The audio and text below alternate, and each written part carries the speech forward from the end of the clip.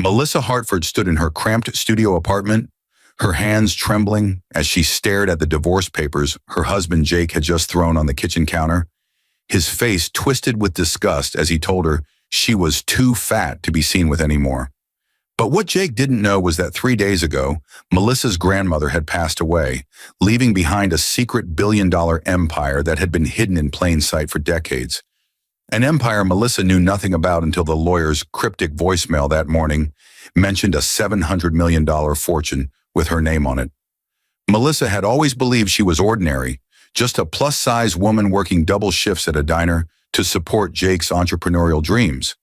But now, as Jake packed his designer luggage to move in with her former best friend Victoria, who had spent years whispering poison in his ear about Melissa's weight and worth, something ancient and powerful stirred inside her chest. The lawyer had said her grandmother's empire touched everything from real estate to technology, from fashion to finance. But Melissa hadn't told anyone yet, not even her mother, because the same grandmother who left her this fortune had also left a sealed letter with one instruction: trust no one until you understand why I kept this secret from everyone, including you. But who was Melissa's grandmother really? And why had she lived in a modest suburban home while controlling a billion-dollar empire from the shadows? Why had she chosen Melissa, the granddaughter everyone overlooked, the one Jake called embarrassing at parties, the one Victoria had befriended only to steal her husband? And what would happen when Jake discovered that the woman he just discarded like yesterday's trash was about to become one of the most powerful people in the state, while Victoria, who thought she'd won the prize, was actually clinging to a man who just made the most expensive mistake of his life? Melissa's fingers traced the edge of the divorce papers, her vision blurring with tears she refused to let fall in front of Jake. The apartment smelled of the cheap vanilla candles she bought in bulk from the dollar store, a scent that had once meant home, but now felt suffocating. Jake stood by the door with his arms crossed, his jaw set in that familiar expression of contempt he'd perfected over the past year. "You're really doing this," Melissa said, her voice steadier than she felt. "After 7 years. Don't make this harder than it needs to be," Jake replied, checking his watch, an expensive Rolex she'd never seen before. "Victoria's waiting in the car. We have reservations at Marcello's." Marcello's, the Italian restaurant downtown where Melissa had suggested they celebrate their anniversary last month, but Jake had said it was too expensive, that they needed to be realistic about their financial situation. But apparently when Victoria wanted Italian food, money was no object. Melissa felt something crack inside her chest, not her heart breaking, but something else, something that had been holding her together through years of criticism and casual cruelty. "Victoria's been my best friend since high school," Melissa said, the words tasting like ash in her mouth. "How long has this been going on?" Jake had the decency to look away, but only for a moment. "Does it matter?" "Look at yourself, Melissa. I've tried to be supportive, but you've let yourself go. Victoria takes care of herself.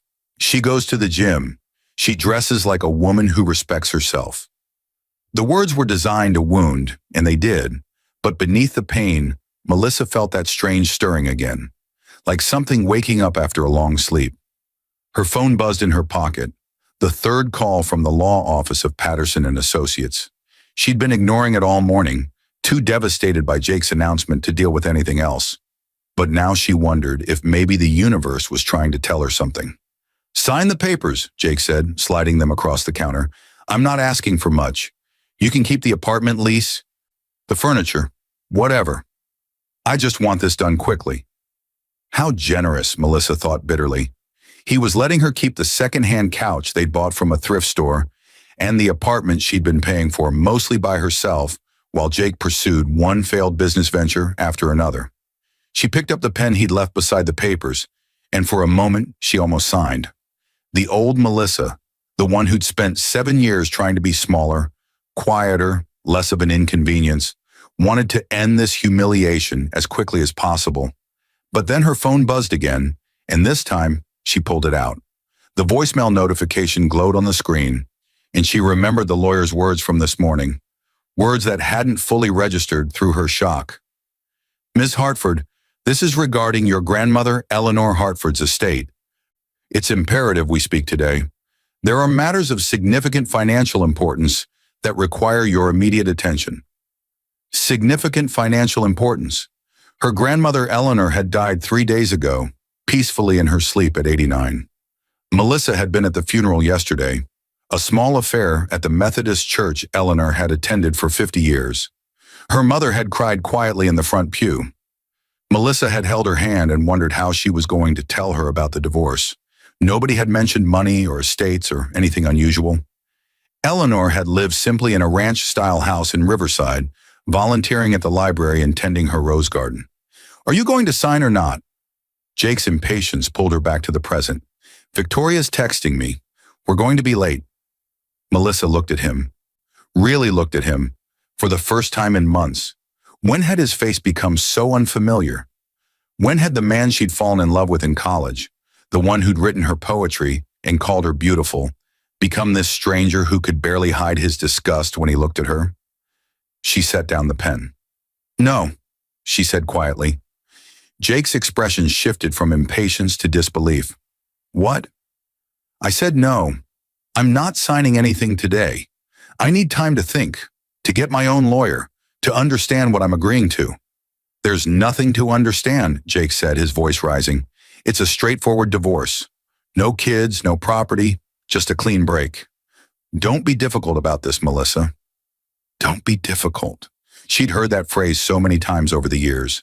Don't be difficult about his mother's criticism of her cooking.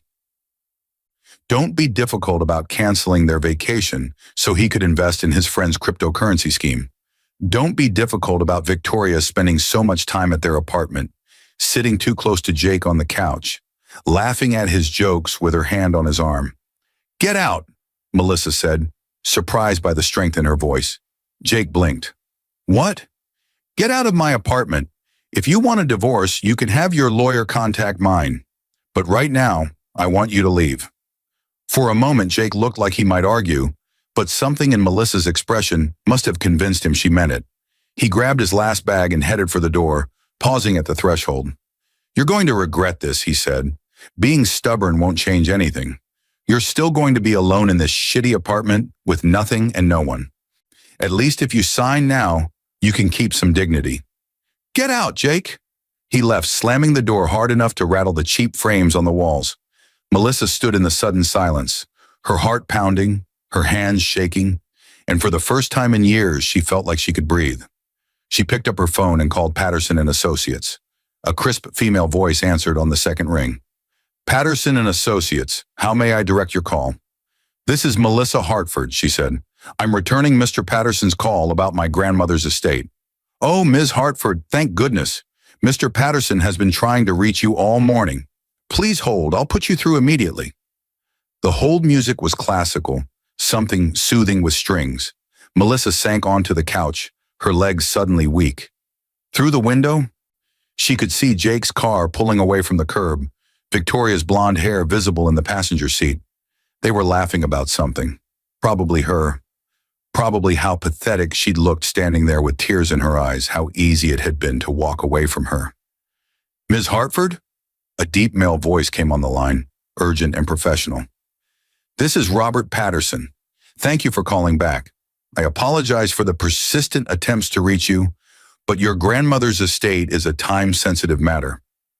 "I don't understand," Melissa said. "My grandmother lived very modestly. She didn't have much." There was a pause on the other end of the line, and Melissa heard papers rustling. "Ms. Hartford, I think you should come to my office this afternoon. There are documents you need to see, and this conversation is best had in person. How soon can you be here?" "I have a shift at the diner at 4, Melissa said automatically, then stopped herself. What was she doing? Her husband had just left her for her best friend, and she was worried about her shift at Lou's diner. "Actually, I can come now. Where's your office?" Patterson gave her an address in the financial district downtown, a part of the city Melissa rarely visited. She wrote it down on the back of an envelope, her mind racing. Time-sensitive matter. Documents she needed to see. Significant financial importance. None of it made sense. Eleanor had been a librarian before she retired. She lived on Social Security and a modest pension. She'd clipped coupons and bought her clothes at department store sales. But then Melissa remembered something strange from the funeral. An elegant older man in an expensive suit had stood at the back of the church during the service. He hadn't come to the reception afterward, and when Melissa's mother had asked who he was, nobody seemed to know. He'd placed a single white rose on Eleanor's casket and left without speaking to anyone. Melissa grabbed her purse and keys, catching sight of herself in the mirror by the door. Jake's words echoed in her head. Too fat, let yourself go. Embarrassing. She was wearing her diner uniform, a polyester dress that had seen better days, and her hair was pulled back in a messy ponytail. She looked exactly like what she was, a woman barely holding it together. But as she locked the door and headed down the stairs to her ancient Honda, something her grandmother had told her years ago surfaced in her memory. They'd been in Eleanor's garden, and Melissa had been crying about something, maybe a boy or a mean girl at school. Eleanor had taken her face in her hands, her grip surprisingly strong, and said, "Listen to me, Melissa. The world will try to make you small. It will try to convince you that you don't matter, that you should be grateful for scraps. But you come from strength. You come from women who build empires and burn them down when men tried to take them. Never forget that." At the time, Melissa had thought it was just the kind of thing grandmother said, poetic encouragement without real meaning. But now, driving through the midday traffic toward downtown, she wondered if Eleanor had been trying to tell her something specific, something important that Melissa had been too young or too self-absorbed to understand. The financial district gleamed with glass and steel towers that seemed to touch the clouds. Patterson and Associates occupied the entire 40th floor of one of the most prestigious buildings on Commerce Street. The lobby was all marble and modern art, and the receptionist who greeted Melissa looked like she'd stepped out of a fashion magazine. Melissa felt acutely aware of her cheap uniform and scuffed flats. "Ms. Hartford," the receptionist said warmly, as if Melissa belonged here. "Mr. Patterson is expecting you. Please follow me." They walked down a hallway lined with photographs of the city skyline, past offices where important-looking people talked on phones and studied computer screens. Robert Patterson's office was at the end of the hall. A corner suite with floor-to-ceiling windows offering a breathtaking view of the city Melissa had lived in her whole life but had never seen from this angle. Patterson stood when she entered, a distinguished man in his 60s with silver hair and sharp eyes. He came around his desk to shake her hand, his grip firm and respectful. "Ms. Hartford, thank you for coming. Please sit down. Can I get you anything? Coffee? Water?" "I'm fine," Melissa said, sinking into a leather chair that probably cost more than her car. "Mr. Patterson, I don't understand what this is about. My grandmother wasn't wealthy." Patterson returned to his desk and opened a file folder, thick with documents. His expression was serious, almost grave. "Ms. Hartford, your grandmother, Eleanor Hartford, was one of the wealthiest women in this state. At the time of her death, her estate was valued at approximately $1.2 billion. The words hung in the air between them. Melissa heard them, understood them individually, but together they made no sense. $1 billion? Her grandmother Eleanor, who'd lived in a 3-bedroom ranch house and drove a 15-year-old Buick. "That's impossible," Melissa said. "There must be some mistake." "There's no mistake." Patterson turned the folder toward her, revealing the first page of what looked like a financial statement. The numbers were staggering. "Your grandmother was the founder and majority shareholder of Hartford Holdings, a private equity firm that owns stakes in over 200 companies across various industries. Real estate development, technology startups, manufacturing, even a chain of boutique hotels. She built this empire over 60 years, starting with a small investment in a struggling factory in 1965. Melissa's hands had gone numb. She stared at the papers without really seeing them. But how? Why didn't anyone know? Why did she live the way she did? "Those are questions only your grandmother could fully answer," Patterson said gently. "But she left you this letter. She instructed me to give it to you before we discussed anything else about the estate." He handed Melissa a cream-colored envelope, sealed with red wax, old-fashioned and formal. Her name was written across the front in Eleanor's elegant cursive. Melissa's fingers trembled as she broke the seal and pulled out the letter, her grandmother's handwriting filling 3 pages of heavy stationery. "My dearest Melissa," Eleanor's letter began, and Melissa felt tears spring to her eyes at the familiar endearment. "If you're reading this, then I've passed on, and Robert has told you about the empire I've spent my life building and hiding. I imagine you're confused and possibly angry that I kept this from you, from everyone. Let me try to explain."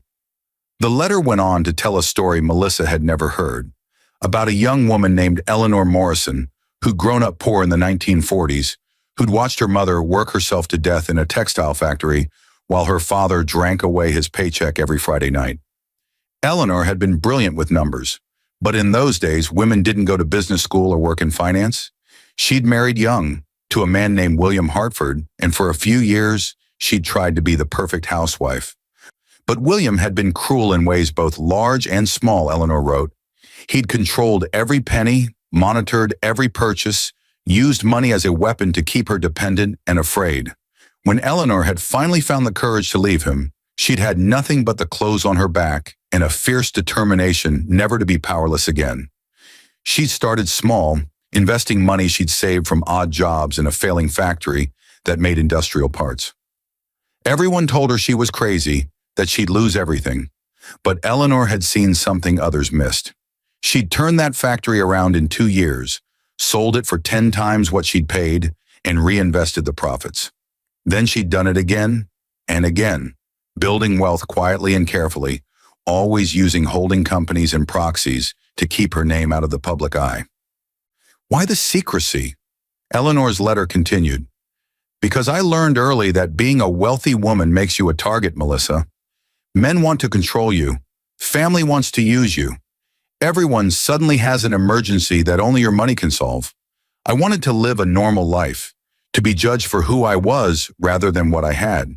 I wanted to know that the people who loved me, not my bank account. Melissa read about how Eleanor had met and married Melissa's grandfather Thomas when she was 40, how she'd never told him about the empire because she wanted to build a life based on real partnership, not financial imbalance. Thomas had been a good man, Eleanor wrote, a teacher who'd loved her completely and treated her as an equal. He died 20 years ago, never knowing that his modest librarian wife controlled a business empire worth hundreds of millions. I chose you as my heir for many reasons, Melissa, Eleanor wrote in the final paragraphs. You have my father's gift with numbers and my mother's steel spine, even if you don't know it yet. But more importantly, I've watched you spend your life trying to make yourself smaller to fit into other people's expectations. I've seen you apologize for taking up space, for having opinions, for simply existing in a body the world has told you is wrong. I need you to understand something crucial. There is nothing wrong with you. There never was. The people who made you feel less than are the ones with the problem. This empire is yours now. Use it wisely, trust carefully. Remember that money doesn't make you better than anyone, but it does give you power, and power can be used to help or to harm. I hope you'll use it to build the life you deserve, not the life others think you should have. One last warning. There are people who will discover what you've inherited. Some will want to take it from you. Others will want to use you to access it. In the beginning, trust no one completely. Watch how people treat you when they think you have nothing, because that's who they really are.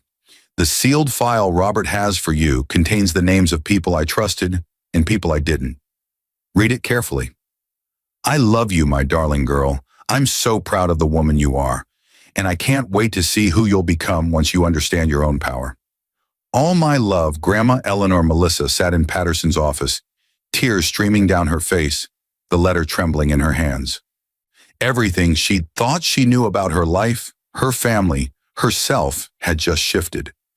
Jake's face flashed in her mind, his contemptuous expression as he'd called her too fat, too embarrassing. Victoria's fake sympathy as she'd slowly poisoned Melissa's marriage while pretending to be her friend. They had no idea what they'd just walked away from. Ms. Hartford? Patterson's voice was gentle. I know this is overwhelming. We don't have to discuss everything today. But there are some immediate decisions that need to be made. Hartford Holdings has a board meeting on Friday. They don't know yet that Eleanor has passed or that you're her heir. Your grandmother left specific instructions about how she wanted you to be introduced to the board and the various company executives. Melissa wiped her eyes, trying to pull herself together. What kind of decisions? Patterson pulled out another folder. Your grandmother had been planning her succession for years. She has people in place she trusted, managers and executives who've been running the day-to-day operations. But as the majority shareholder, you have final say on all major decisions. There's a proposed merger with a tech company that needs your approval, a real estate development project in Miami that's waiting for the green light, and there are personal matters as well. Personal matters? Your grandmother owned the building where you currently live, Patterson said. In fact, she owns 17 properties in that neighborhood. She also owned Lou's Diner, where you work. She's been your landlord and your employer for years, though she arranged it so you'd never know. Melissa felt like the floor had dropped out from under her. She owned Lou's Diner? But Lou's been running it for 20 years. Lou Martin was hired by your grandmother in 2005 to manage the diner as a part of a larger neighborhood revitalization project. He's always believed he was working for a holding company. He has no idea Eleanor Hartford was his actual employer. Why? Melissa asked, her voice breaking. Why watch me struggle like that if she could have helped me anytime? She wanted you to develop your own strength, Patterson said quietly. She believed, and I'm quoting from her notes here, that Melissa needs to learn who she is without my money influencing every relationship and decision. When she inherits, she'll know that everything she built before that moment was real and earned. She was planning to tell you everything when you turn 30, which is next month. She just ran out of time. Next month. Melissa would have turned 30 next month, and Eleanor had planned to reveal everything. But instead, Eleanor had died, and Melissa had been going through one of the worst days of her life, getting divorced and humiliated, with no idea that everything was about to change. There's something else you should know, Patterson said, hesitating. Your grandmother had Hartford Holdings research team prepare background reports on certain people in your life. Standard security measures for protecting family members. Jake Thornton and Victoria Chen are both in these files. He pushed another folder across the desk, this one marked with red tabs. Melissa opened it with shaking hands and started reading. The first page was about Jake, and what she found there made her stomach turn. Jake's business ventures had all been funded by loans from Victoria's father. Loans Jake had never mentioned. He'd been borrowing money for years, racking up massive debt, all while telling Melissa they couldn't afford anything. But it was Victoria's file that truly shocked her. Victoria Chen, Melissa's best friend since high school, came from money, but had been cut off by her father 2 years ago after some kind of scandal involving embezzlement from the family business. She'd been desperately trying to marry rich ever since, targeting several wealthy men in succession. According to the investigation notes, Victoria had deliberately befriended Melissa in high school because Melissa's tutoring had helped Victoria maintain the grades she needed to stay in her prestigious private school. Everything had been transactional. The entire friendship had been based on what Victoria could get from Melissa. And when Victoria had realized Jake was weak and easily manipulated, she'd seen an opportunity. The notes indicated that Victoria had been systematically undermining Melissa's marriage for 18 months, using Jake's insecurity and ego against him, promising him that if he left Melissa, Victoria's family connections could set him up in business. But Victoria's family had disowned her. She had no connections, no money, nothing to offer Jake except debt and false promises. They were too broke, desperate people who decided Melissa was the problem, standing between them and the success they felt entitled to. Your grandmother noted in her files that she considered intervening several times, Patterson said, but she ultimately decided that you needed to see people's true natures on your own. She believed that if you discovered who Jake and Victoria really were after you inherited, you'd never fully trust your own judgment again. You'd always wonder who was with you for you and who was with you for your money. Melissa looked up from the files, understanding flooding through her. Eleanor had watched her struggle, watched her marriage crumble, watched Victoria slowly poison everything, and she hadn't intervened because she'd wanted Melissa to learn the lesson now, while she still thought of herself as ordinary and powerless. Jake and Victoria had revealed exactly who they were when they thought Melissa had nothing. What do I do now? Melissa asked, feeling overwhelmed by the enormity of everything that had changed in the past hour. Patterson smiled, the first time his serious expression had softened. Whatever you want, Miss Hartford. You're one of the wealthiest women in the state. You have resources most people can't even imagine. Your grandmother left detailed instructions if you want to follow her playbook, but ultimately, this is your empire now. You can maintain her strategy of secrecy, or you can go public. You can continue her investments, or you can sell everything and start fresh. The choice is entirely yours. Melissa thought about Jake and Victoria, laughing in his car as they drove to their expensive dinner, congratulating themselves on escaping from the burden of Melissa. She thought about the divorce papers sitting unsigned on her kitchen counter. She thought about her grandmother, who'd built an empire in secret and lived a modest life by choice, teaching Melissa through silence and patience that real power didn't need to announce itself. I want to learn everything, Melissa said, her voice stronger now. Everything about Hartford Holdings, about every company we own, every investment, every asset. I want to understand what my grandmother built and why, and I don't want Jake or Victoria to know anything has changed. Not yet. Patterson nodded approvingly. Your grandmother would be very pleased to hear that. She left educational materials for you, years of recorded lectures and notes about business, finance, negotiation, everything she thought you'd need to know. She also assigned you a mentor, someone she trusted completely who can guide you through the transition. Who? Thomas Chen, Victoria's father. Melissa's eyes widened in shock. Victoria's father knows about this? He's been on Hartford Holdings board for 15 years. He's one of the few people who knew Eleanor's identity and kept her secret. He's also the one who cut Victoria off when he discovered she'd stolen from the family business. According to your grandmother's notes, Thomas is deeply ashamed of his daughter's behavior and feels responsible for her sense of entitlement. He's committed to making sure Hartford Holdings continues Eleanor's legacy. The irony was almost too much. Victoria's own father, the man she'd been lying about having connections to, was part of Eleanor's inner circle and would now be helping Melissa navigate her new role. If Victoria ever found out, it would destroy her. Melissa stood up, her legs steadier than they'd been when she arrived. When can I start? Right now, if you'd like, Patterson said. We have conference rooms available. I can start walking you through the basics of the estate, and Thomas can meet us here within the hour. But Ms. Hartford, I should warn you, this is going to be intense. Your grandmother built something remarkable, but managing it requires enormous time and energy. Your life is about to change in ways you can't fully anticipate.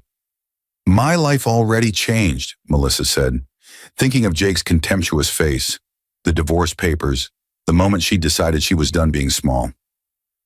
I'm ready for whatever comes next. As Patterson made phone calls and gathered documents, Melissa walked to the floor-to-ceiling windows and looked out at the city.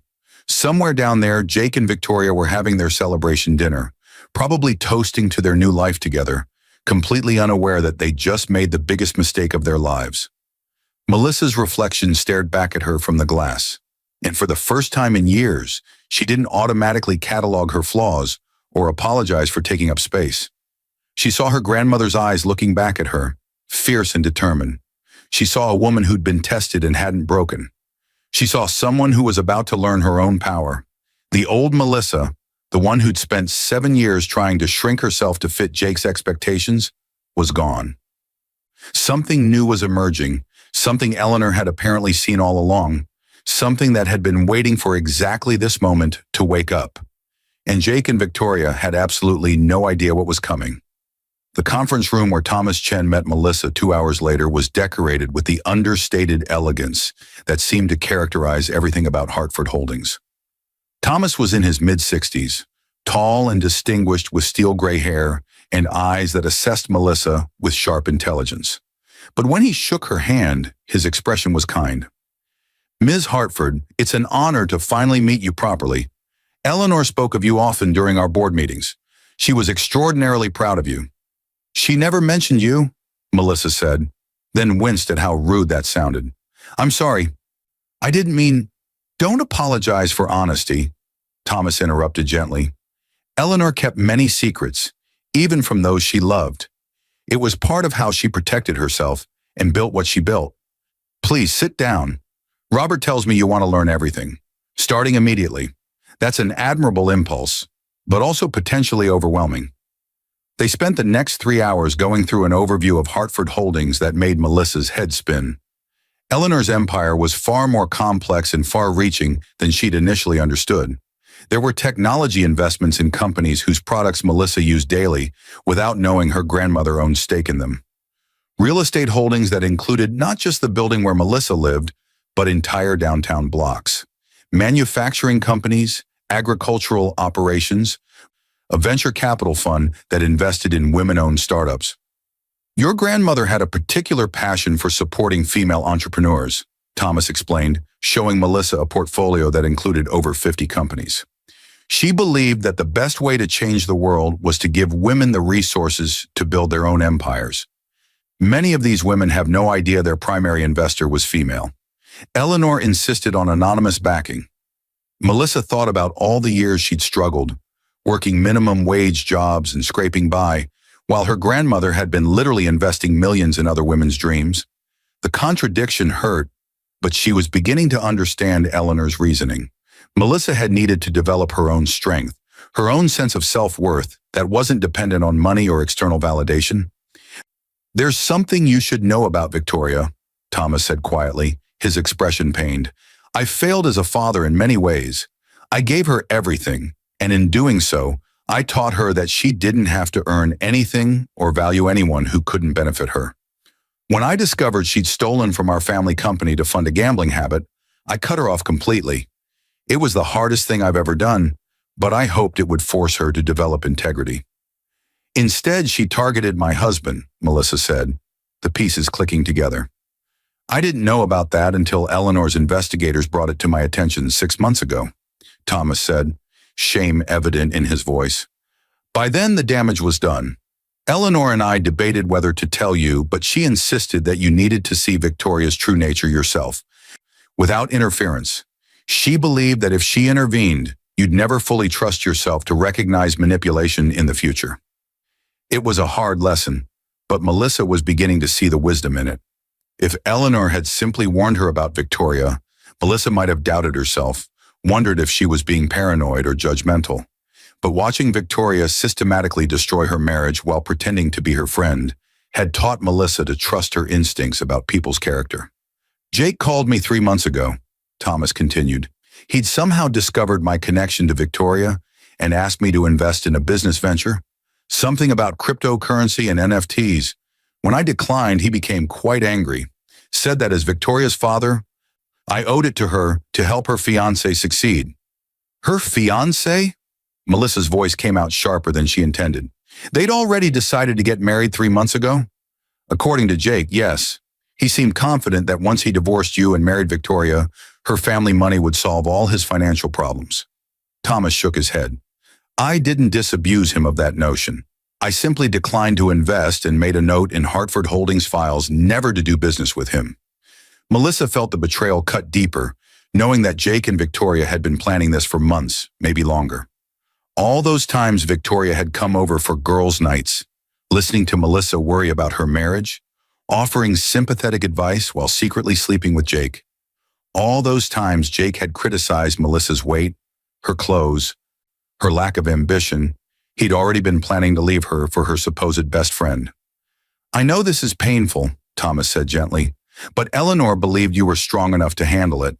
She also believed that once you understood your own power, you'd know exactly how to handle people like Victoria and Jake." "What would she have done?" Melissa asked. Thomas smiled slightly. "Eleanor had a saying, 'Let them think they've won. Let them celebrate. Let them spend their victory before they realize it was built on sand.' She didn't believe in immediate revenge. She believed in letting people destroy themselves through their own greed and short-sightedness." Patterson returned to the conference room with dinner, takeout from an expensive restaurant that made Lou's Diner look like exactly what it was. As they ate, Thomas and Robert walked Melissa through the immediate decisions that needed her attention. The tech company merger could wait a few weeks. The Miami real estate project needed approval by the end of the month. And there was the board meeting on Friday where Melissa would be introduced as Eleanor's heir and Hartford Holdings' new majority shareholder. "How do you want to handle that?" Thomas asked. "We can keep your identity quiet, use proxies and holding companies the way Eleanor did, or you can step into a public role as the company's owner. Both approaches have advantages and disadvantages. Melissa thought about it, remembering Eleanor's letter and her warning about being a target once her wealth became public knowledge. But she also thought about all the years she'd spent trying to be invisible, trying not to take up too much space or draw too much attention. Maybe it was time for a different approach. "I want to learn more before I decide," she said finally. "Can we maintain Eleanor's privacy strategy for now, at least until I understand the business well enough to make an informed choice?" "Absolutely," Thomas said. "Eleanor maintained complete privacy for 60 years. A few more months won't make any difference." By the time Melissa left Patterson's office at 8 o'clock that night, her head was swimming with information, and her heart was strangely light despite everything that had happened with Jake. Thomas had given her his personal cell phone number and told her to call anytime, day or night, if she had questions or needed guidance. Patterson had loaded her down with folders full of documents to review and had scheduled daily meetings for the next week to continue her education. Melissa drove back to her apartment in a daze, hardly believing that this morning she'd been a woman getting divorced by a husband who thought she was worthless, and tonight she was the heir to a billion-dollar empire. When she unlocked her door, the divorce papers were still on the counter where Jake had left them. She picked them up and read through them more carefully this time, seeing things she'd missed in her initial distress. Jake was asking for nothing, which had seemed generous at the time, but now looked more like confidence. He didn't think Melissa had anything worth fighting for. The apartment was rented. Her car was worthless. She had no savings he knew about, no assets, no prospects. He was walking away clean because he thought he'd upgraded to someone better, someone who could actually offer him the life he felt he deserved. Melissa sat on the couch and pulled out her phone. She had dozens of missed calls and texts from her mother who'd heard about the divorce from Jake's mother. There were also 3 texts from Victoria, each one dripping with fake sympathy. Victoria's first text, "Oh my God, babe, I just heard. Are you okay? Call me immediately." Second text, "I can't believe Jake would do this. I know this is hard, but maybe it's for the best. You deserve someone who appreciates you." Third text, "Listen, I know the timing is awful, but I need to tell you something. Jake and we've been seeing each other. I didn't want you to find out from someone else. Please don't hate me, it just happened. You know how these things are. It just happened." The oldest lie in the book, the excuse of people who wanted to pretend they weren't responsible for their own choices. Melissa felt anger rise in her chest, hot and clean, burning away the self-doubt that had plagued her for so long. She typed a response to Victoria's text. "I don't hate you, I just don't want to hear from you again. Lose my number." Then she blocked Victoria's number before she could respond. It felt good, final, like closing a door on a part of her life she didn't need anymore. Her mother could wait until tomorrow. Tonight, Melissa needed to sit with everything she'd learned and figure out who she was going to be now that everything had changed. She pulled out the files Thomas and Robert had given her and started reading about Hartford Holdings' various companies and investments. Eleanor's notes were extensive, years of business insights and strategic thinking documented in her elegant handwriting. In the margins, Eleanor had written personal observations too, little bits of wisdom and advice that felt like having a conversation with her grandmother, even though she was gone. One note, written next to an analysis of a failed investment, particularly struck Melissa. "I invested in this company because the CEO made me feel guilty for doubting him. Lesson learned, guilt is a manipulator's favorite tool. Never invest in someone who makes you feel bad for asking questions." Jake had been a master at that, making Melissa feel guilty for having concerns about his business ideas, for questioning why he never seemed to actually work on his ventures, for wondering where their money went. He'd trained her over the years to stop asking questions, to just trust him and feel bad about her own doubts. But that Melissa was gone. The woman reading Eleanor's notes was beginning to understand that she came from different stock, from a woman who'd built an empire by trusting her own judgment and refusing to let anyone make her feel small. Eleanor had seen that potential in Melissa all along, had watched and waited for her to find it herself. Melissa's phone buzzed with a new text from an unknown number. Her heart skipped, wondering if Victoria had found a way around the block, but when she opened it, she saw it was from Thomas Chen. Just wanted to make sure you got home safely and to remind you that you're not alone in this. Eleanor surrounded herself with good people who believed in her vision. We're all committed to helping you however we can. Get some rest. Tomorrow we'll start turning you into the businesswoman Eleanor knew you could be. Melissa smiled, feeling tears prick her eyes again. But this time they were different. Not tears of pain or humiliation, but something else. Something that felt almost like hope. She typed back, "Thank you for everything. I'll see you tomorrow." Before she went to bed, Melissa took one last look at the divorce papers. Then she carefully filed them in a drawer, unsigned.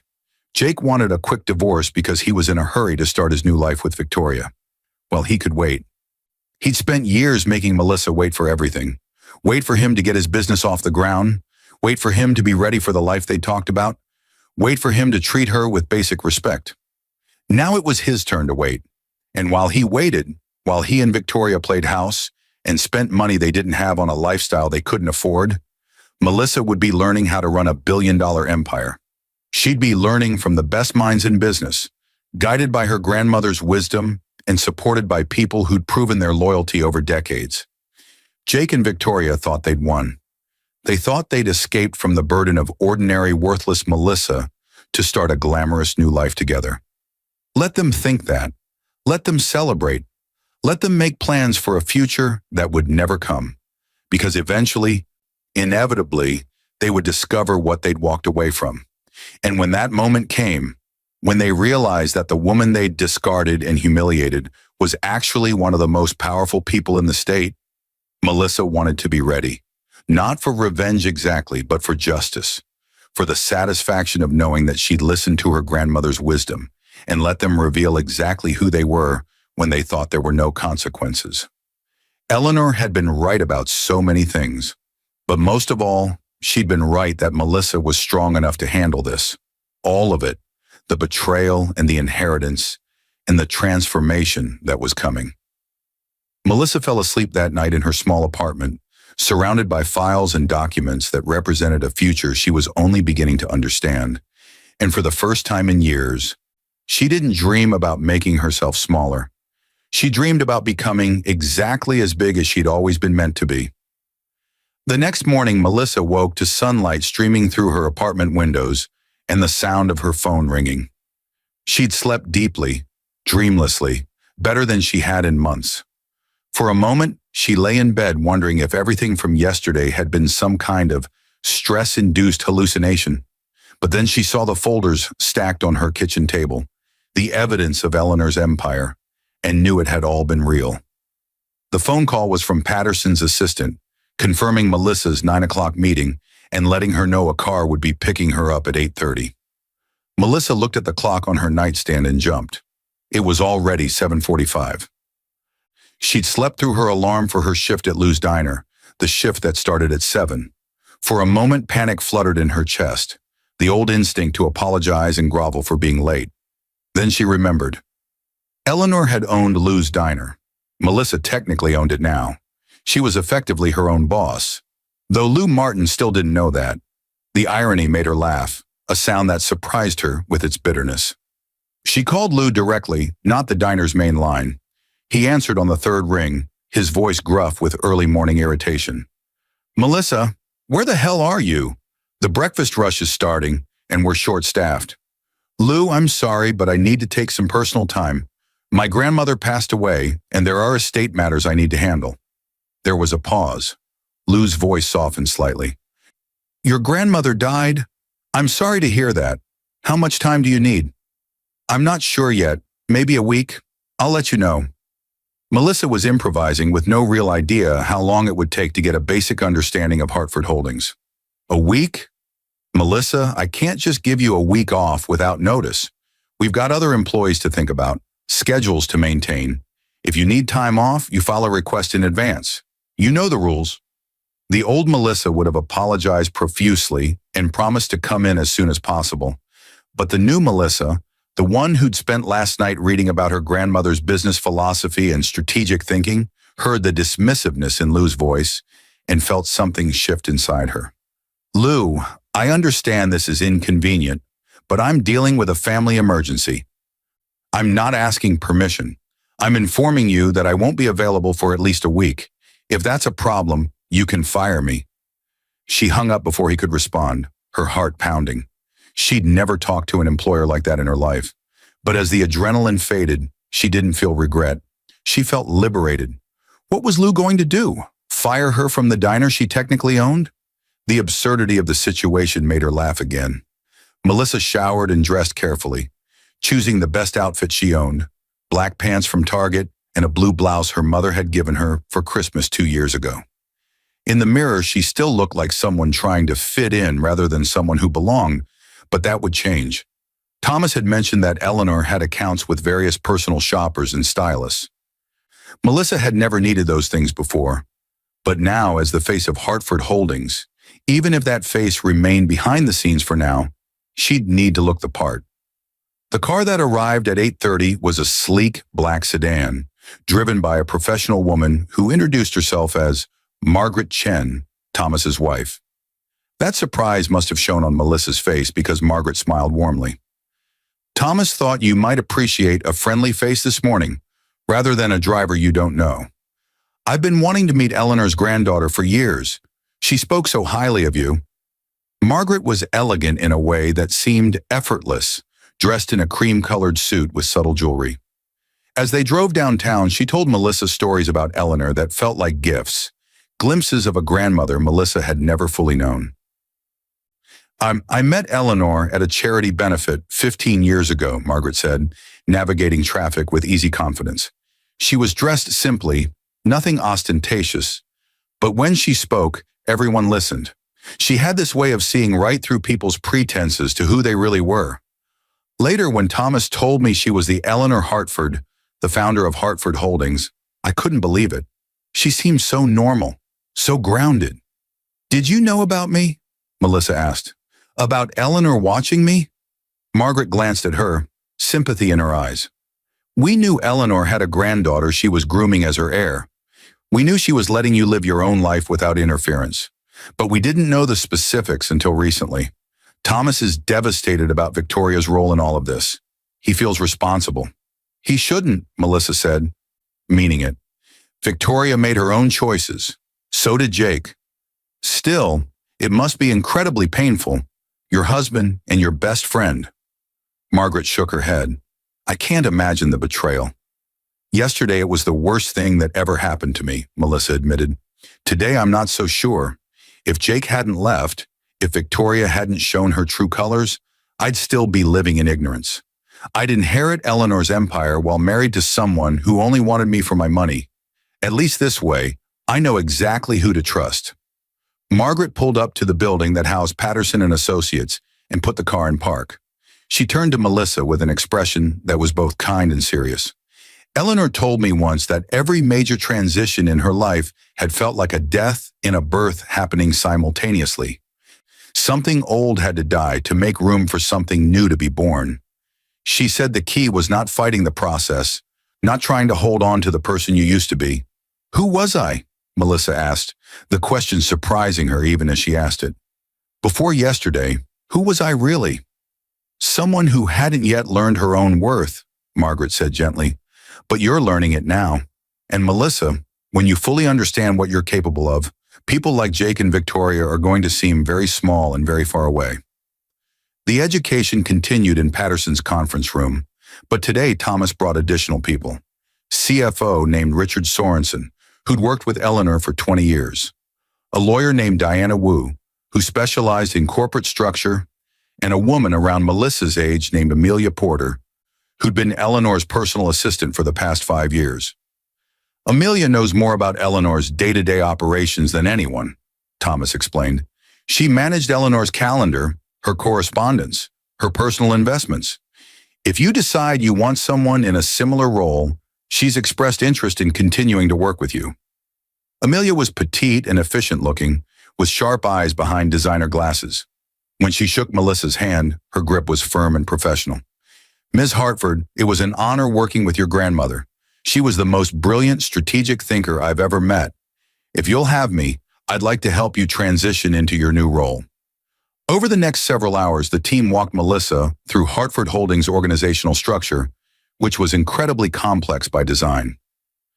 Eleanor had set up multiple layers of holding companies and trusts, each owning different assets, making it nearly impossible for anyone to trace everything back to a single individual.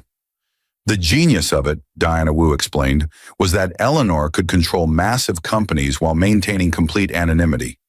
Your grandmother served on several boards under assumed names or through proxies, Diana said, showing Melissa a list that made her head spin. She had a voice in every major decision but kept her identity hidden. Some of these companies have no idea that their largest shareholder was a woman who lived in a modest house in Riverside. Richard Sorensen walked Melissa through the financial statements. Billions of dollars moving through accounts and investments with a complexity that would take months to fully understand. But even in this first overview, Melissa could see the pattern of Eleanor's thinking.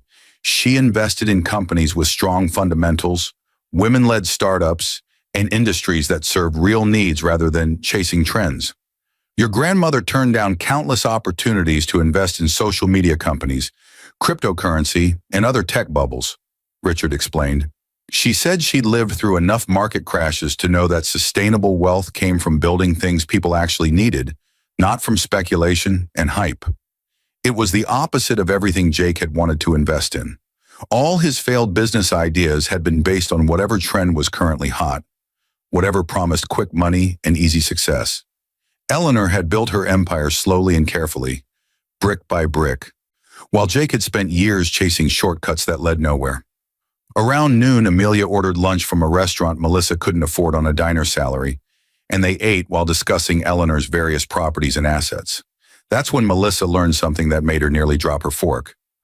The building where Jake and Victoria just moved into, Amelia said, consulting her notes, the luxury high-rise downtown with the rooftop pool? That's the Morrison Tower. Hartford Holdings owns it. It's one of 17 residential properties in your real estate portfolio. Melissa stared at her. Jake and Victoria moved into a building I own. Technically, you own it through Riverside Property Holdings, which is owned by Hartford Residential Trust, which is controlled by Hartford Holdings, Diana Wu clarified. But yes, ultimately, you're their landlord. The irony was so perfect that Melissa started to laugh. Really laugh, for the first time since this whole nightmare began.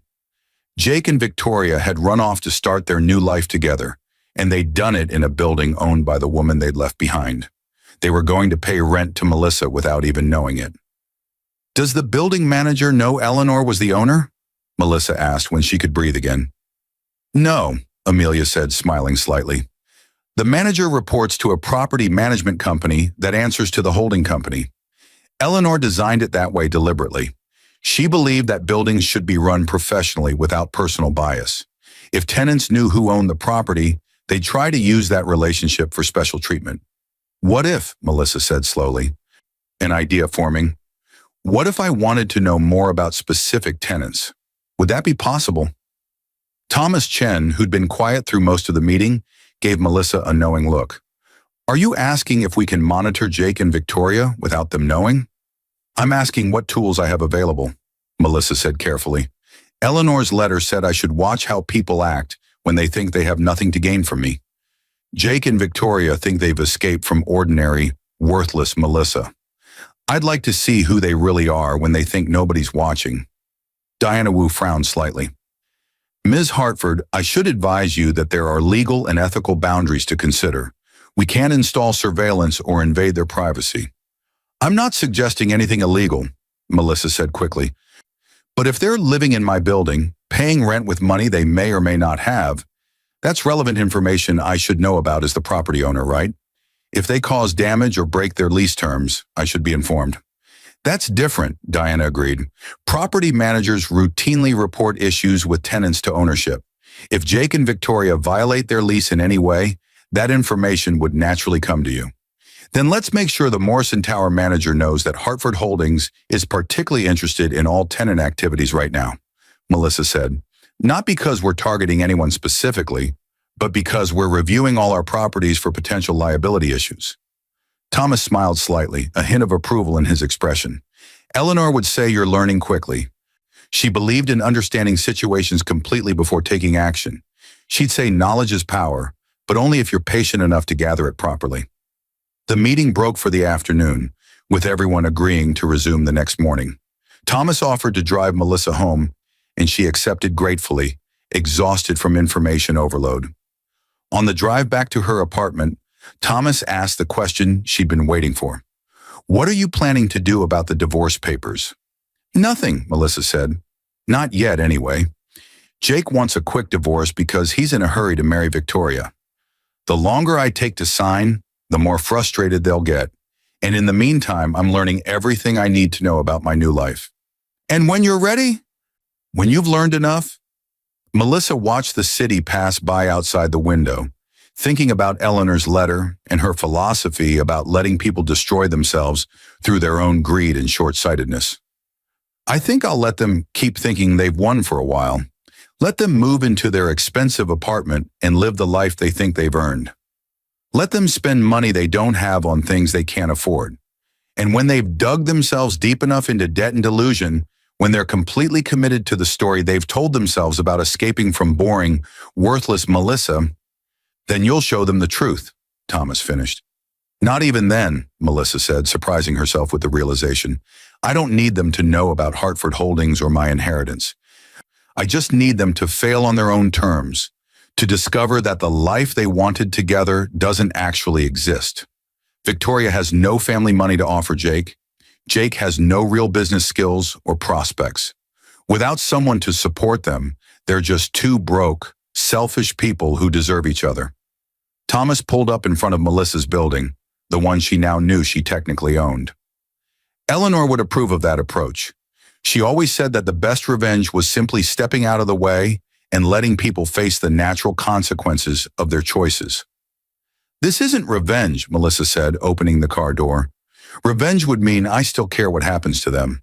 This is just letting go. Moving on to better things."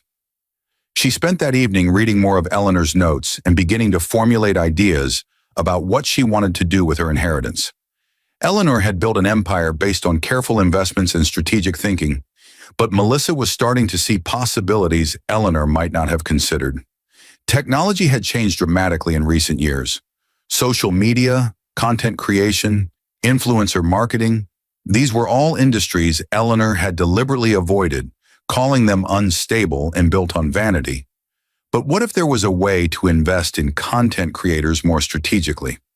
What if Hartford Holdings could back talented people who were building real brands, providing them with resources and business expertise while taking equity stakes in their success? It was a thought worth exploring, something that could be Melissa's contribution to Eleanor's empire, rather than just maintaining what already existed. Her phone buzzed with a text from her mother. "Jake's mother called me. She said you're being difficult about the divorce." "What's going on, sweetie? Call me." Melissa hesitated, then decided she couldn't avoid her mother forever. She called, steeling herself for the conversation. "Melissa, finally," her mother answered on the first ring. "I've been worried sick. Jake's mother said you refused to sign the divorce papers. She said you're trying to make things difficult for him and Victoria." "Jake's mother said that?" Melissa felt anger rise in her chest. "Mom, did she mention that Jake left me for Victoria? That my husband and my best friend have been having an affair?" There was a long silence. Then, "She mentioned that Jake and Victoria had grown close, but she said it was because you'd let yourself go and weren't taking care of Jake's needs. She said," "Mom, stop," Melissa interrupted. "I don't care what Jake's mother said. The truth is that Jake and Victoria have been planning this for months. They thought they were trading up, leaving behind ordinary Melissa for something better. And I'm not being difficult about the divorce. I just want to take my time and make sure I'm making the right decisions." "Well, I suppose that's reasonable," her mother said, sounding uncertain. "It's just such a shock. 7 years of marriage and now this. What are you going to do? How are you going to support yourself?" This was the moment when Melissa could tell her mother everything about Eleanor's secret empire and the billion-dollar inheritance. But something held her back. Eleanor's letter had warned her to trust carefully in the beginning, to watch how people treated her when they thought she had nothing. "I'll figure it out, Mom. I always do." "Maybe you could move back home for a while," her mother suggested, "just until you get back on your feet. Your old room is still available." The idea of moving back into her childhood bedroom of admitting defeat and retreating, was almost laughable now. "Thanks, but I'm fine where I am. I need to go, Mom. I'll call you in a few days." After they hung up, Melissa realized with some surprise that she just lied to her mother for the first time in her adult life. Not directly, but by omission, by not revealing the enormous change in her circumstances. It felt strange, but also necessary. Until she understood her new life better, until she knew who she could really trust, it was safer to let people think nothing had changed. The next few days passed in a blur of meetings and learning. Thomas and Richard taught her how to read financial statements and understand market trends. Diana Wu explained corporate law and the legal structures that protected Hartford Holdings from liability and maintained Eleanor's privacy. Amelia showed her how Eleanor had managed her time, balancing oversight of a billion-dollar empire with maintaining the appearance of an ordinary retired librarian. "Your grandmother was incredibly disciplined," Amelia explained, showing Melissa Eleanor's meticulously organized files. "She worked from 5 to 9 every morning before anyone else was awake, reviewing reports and making decisions. Then she'd spend the rest of her day doing normal grandmother things, gardening, volunteering at the library, having lunch with friends. Nobody suspected she was running a massive business empire from her home office." Melissa began adopting a similar schedule, waking at 5 to read reports and learn about Hartford Holdings' various investments before Thomas and the team arrived for formal meetings. She was learning to speak the language of business, to understand balance sheets and profit margins, to think strategically about market opportunities and risks. On Thursday evening, Amelia arrived at Melissa's apartment with shopping bags from expensive stores Melissa had never entered. "Your grandmother left instructions for this," Amelia explained, unpacking suits and dresses and shoes that looked like they cost more than Melissa's monthly rent. "She said that when you inherited, you'd need appropriate clothing for board meetings and business functions. She had a stylist prepare selections in your size." Melissa stared at the clothes spread across her bed. Beautiful things in fabrics she'd never worn, cuts designed to flatter rather than hide. "She knew my size?" "Eleanor knew everything about you," Amelia said gently. "She'd been preparing for this transition for years. These clothes aren't about changing who you are. They're about giving you the tools to be taken seriously in rooms where people judge by appearances." That night, Melissa tried on the various outfits, seeing herself transform in the mirror. With the right clothes, professional styling, and growing confidence, she looked like someone who belonged in a corner office, someone who could command a boardroom. She looked like Eleanor Hartford's granddaughter. Friday morning arrived, the day of the Hartford Holdings board meeting, where Melissa would be officially introduced as Eleanor's heir. Thomas picked her up at 8:30, and Margaret was with him again, offering quiet support and encouragement. "The board doesn't know anything yet," Thomas explained as they drove downtown to Hartford Holdings' main office. A building Melissa hadn't known existed because Eleanor had kept even the company headquarters anonymous, hiding it among dozens of other businesses in a nondescript tower. "They know Eleanor passed away, but they haven't been told about you yet. Some of them have been asking questions, wondering what happens next. There are members who'd like to use Eleanor's death as an opportunity to push the company in different directions." "What kind of directions?" Melissa asked, nervous about meeting these people who'd worked with Eleanor for years. "More aggressive growth, riskier investments. Taking Hartford Holdings public to raise capital," Thomas said. "Eleanor always resisted those approaches. She believed in sustainable growth and maintained control.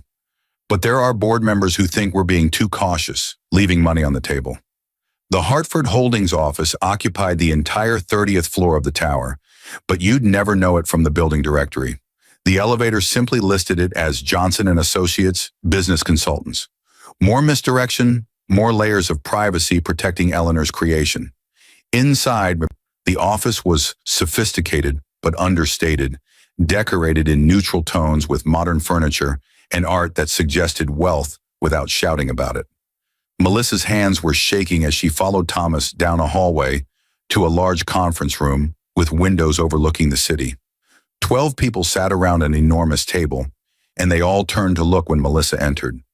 She recognized Richard Sorensen and Diana Wu, the two people she'd been working with all week. The others were strangers, a mix of ages and backgrounds, all watching her with curiosity and varying degrees of skepticism. Thomas guided her to a seat at the head of the table, Eleanor's chair, and suddenly the room felt very quiet.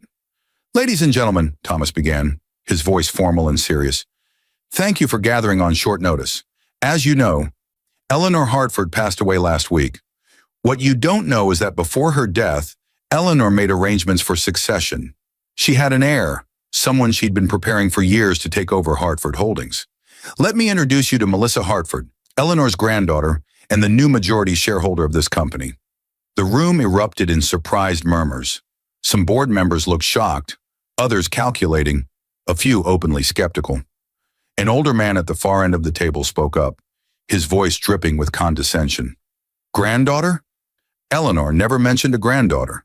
And even if this is true, what qualifications does this young woman have to run a company of this magnitude? This is a billion-dollar enterprise, not a hobby." "Ms. Hartford has been in intensive training all week," Thomas said calmly. "And Eleanor's will is absolutely clear. Melissa owns 55% of Hartford Holdings. The rest is divided among various trusts and board members. But Melissa's vote is controlling, and she has final say on all major decisions." Another board member, a woman in her 50s with steel gray hair, leaned forward. "I'm Carolyn Foster. I worked with Eleanor for 15 years, and I never once heard her mention family." "Forgive my bluntness, Ms. Hartford, but how do we even know you're who you say you are? This could be an elaborate fraud." Diana Wu opened a folder and passed copies of documents around the table. "These are Eleanor's will, notarized and witnessed, her stock certificates, and DNA test results confirming Melissa Hartford's relationship to Eleanor. Everything is legally verified. There is no fraud. Eleanor simply kept her family life separate from her business life." Melissa sat silently, watching the board members react to this information, feeling the weight of their judgment and skepticism. She'd known this wouldn't be easy, that inheriting Eleanor's empire meant inheriting the responsibility of proving herself to people who'd worked in this world for decades while she'd been serving breakfast at a diner. But Eleanor had believed she was ready for this. Melissa had to believe it too. "I understand your concerns," Melissa said, her voice stronger than she felt. "I know I don't have the experience you all have, but my grandmother wouldn't have chosen me as her heir if she didn't believe I could do this. I'm not asking you to trust me blindly. I'm asking for the opportunity to learn, to prove myself, to honor the company Eleanor built." The skeptical older man, who Diana whispered was named Robert Chambers, laughed harshly. "This is absurd. Eleanor built this company through decades of brilliant strategic thinking and careful investment. Now we're supposed to hand it over to someone who probably can't even read a balance sheet? I motion that we restructure the ownership, dilute the controlling shares, and install professional management." "You can't do that," Diana Wu said firmly. "Eleanor's will is ironclad. Melissa's ownership cannot be challenged or diluted without her consent. And as majority shareholder, she can fire any board member who doesn't support the company's direction." That caused another ripple of shock around the table. Melissa saw calculation in several faces, people reconsidering their initial reactions. She thought about Eleanor's notes, her warnings about people wanting to control or use her because of her wealth. This was exactly what Eleanor had predicted. "I'm not here to fire anyone," Melissa said, looking at each board member in turn. "I'm here to learn and to continue Eleanor's legacy. But I also won't be bullied or undermined. My grandmother trusted each of you enough to give you seats on this board. I hope we can work together constructively." Thomas smiled slightly, pride evident in his expression. Eleanor left detailed instructions for Melissa's transition, including mentorship programs and educational resources. She also left assessments of each board member, evaluating who she believed would support her chosen heir and who might cause problems. Those assessments are illuminating. Several board members shifted uncomfortably, clearly wondering what Eleanor had written about them. Robert Chambers looked particularly disturbed, his face reddening. The meeting continued for another 2 hours, covering Hartford Holdings' current status, various investment opportunities, and the logistics of Melissa's transition into active ownership. Caroline Foster, despite her initial skepticism, gradually warmed to Melissa, asking intelligent questions about Melissa's understanding of the business and offering to help with her education. Others remained coldly professional, making it clear they'd cooperate only as much as legally required. When the meeting finally ended, Melissa felt exhausted, wrung out from hours of scrutiny and assessment. But she'd survived it. She'd sat in Eleanor's chair, faced down a boardroom full of powerful people, and held her ground. Thomas took her to lunch at an exclusive restaurant where everyone seemed to know him, and Melissa began to understand the world Eleanor had inhabited. Quiet wealth, powerful connections, business conducted over expensive meals in private rooms where secrets were currency. "You did well today," Thomas said over wine Melissa couldn't taste because her nerves were still jangling. "Robert Chambers will be a problem. He's been wanting to take Hartford Holdings public for years so he can cash out his shares at maximum value." Eleanor always refused. He saw her death as an opportunity to finally get what he wants. "Can he force that somehow?" Melissa asked. "Not legally, but he can make your life difficult. He has allies on the board, people who agree with his vision for the company. You'll need to be strategic about how you handle him." Melissa thought about that, about Eleanor's advice to let people destroy themselves through their own greed. What if I give him enough rope to hang himself? What if I let him think I might be persuadable? Keep him talking.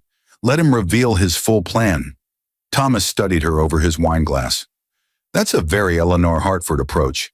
She'd say know your enemy completely before engaging, but it's also dangerous. Robert is smart and manipulative.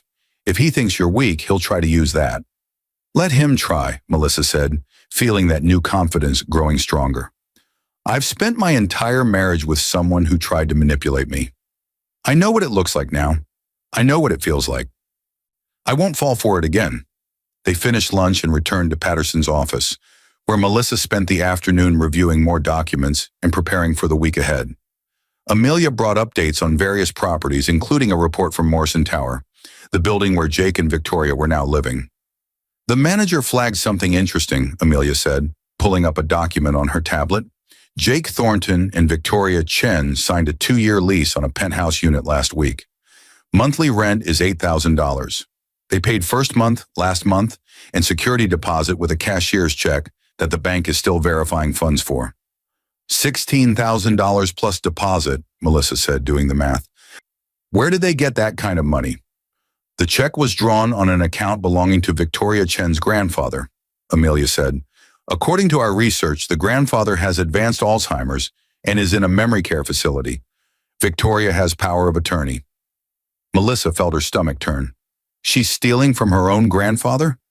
"We don't know that for certain," Diana Wu cautioned. "She might have legitimate access to those funds, but it's worth monitoring.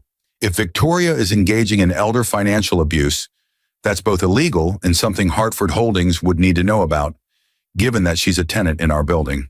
"Can we alert Adult Protective Services?" Melissa asked. "We can make an anonymous report expressing concern," Diana said. "They'll investigate and determine if there's abuse occurring. If there is, they'll take appropriate action." Melissa nodded, feeling grim satisfaction. Victoria had spent years pretending to be a good person, a loyal friend, while secretly undermining Melissa's marriage. Now she was potentially stealing from her own grandfather, a sick old man who couldn't defend himself. Every day seemed to reveal new depths to Victoria's selfishness. By the time Melissa returned to her apartment Friday evening, she was running on fumes, exhausted from the emotional intensity of the week. But she'd done it. She'd survived her first board meeting. She'd begun to understand the scope of Eleanor's empire. She'd started building relationships with the people who could help her succeed in this new role. Her phone buzzed with a text from Jake. "We need to talk about the divorce papers. You've had them for a week. This is getting ridiculous."